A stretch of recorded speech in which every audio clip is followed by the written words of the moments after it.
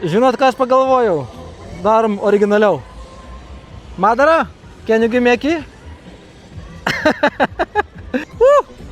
Varom su geresnė mašina pasivažinėti. Tęsim 100 Porsche iššūkį ir šiandien mano rankose nuostabi Carrera 4 2020 metų. Važiuojam. Šitas automobilis turi paslaptį, kurios nerasit Car Vertical ataskaitoj. Dėl to verta žiūrėti mano epizodus. Tuoj sustosiu, pasakysiu.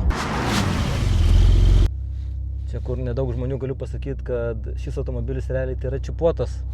Ir jo galia yra pakelta iki 450 arklių. Tai maždaug tiek, kiek turi Carrera S. Nes Basic Carreros labai patogios galios kelimui, kadangi ten eina tie patys varikliai. Ar žinot, kas yra popkornai? Paklausykit.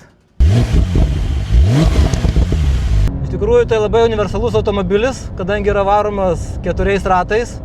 Tai su juo labai smagu tiek per lietų, tiek per sniegą.